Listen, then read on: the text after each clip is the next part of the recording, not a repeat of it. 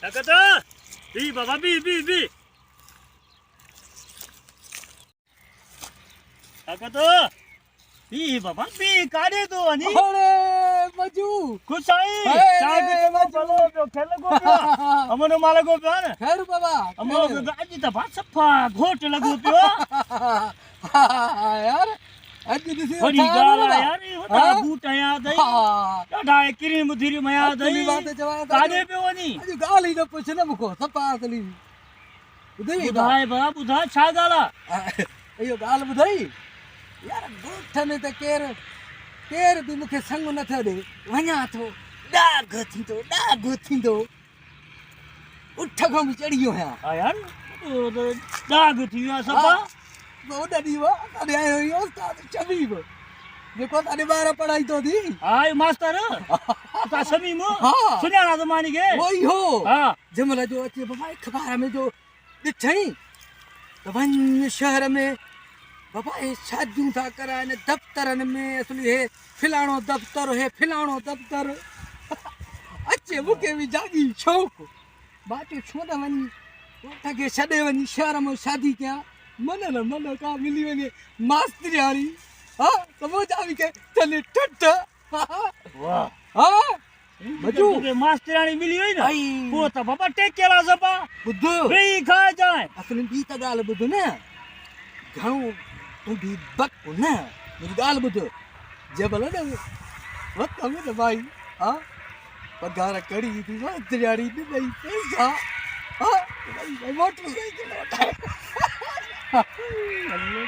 असली जो चढ़ी पे वाले ना थोड़ा गोथी तो बुद्धि बोला. ठीक है पम्मा भला मजा ना है बाबा ये तो खबर. हाँ अकेलो तो नहीं पंजे बाबे के तो थियो ना.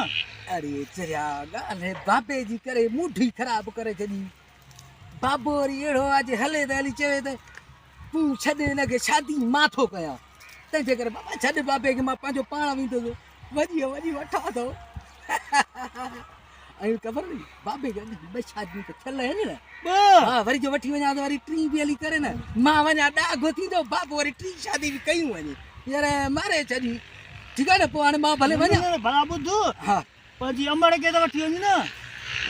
अरे तब आश्चर्य आई बाबू एडो शकिया जो पाड़े में को ब्याह थींदो है ना उनके भी ना है छड़ी दो का छेते माना गाड़ी वाली का छटी शमाई तभी उनते भी न चले दे एडो शकिया वरी मां वठी ना दर तो भी अम्मा भी पादर खाए तो मां भी खावा देखो बाबा अकेलो ही बनियो वता दो वही ना सो नहीं छड़ियो तो बाबा दफ्तर खोलिया पाती बुधी जब लने वास्ते यारी वठी आयो भाई ना कार भी गड़ी वठा दे जाके गाल तो बुद्धू तो के मास्टरानी तो मिलो दी. पर है जो जुआ खेना दादे ताश खेना दादे.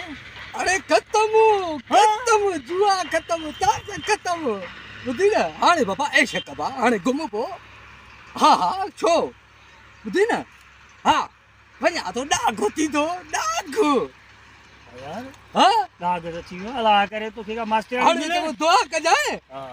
तो मन मिली वने दफ्तर में को वठी ठीक है बा हाने हलाए तो ताकत बी गाल बुद्धू मुजी भी तो गाल बुद्धू ना. बुधा जल्दी कर देर थी थे मुखे अरे तो मुखे भी रिस डेराय सरी. अरे मां भी व냐 तो दाग थी दो.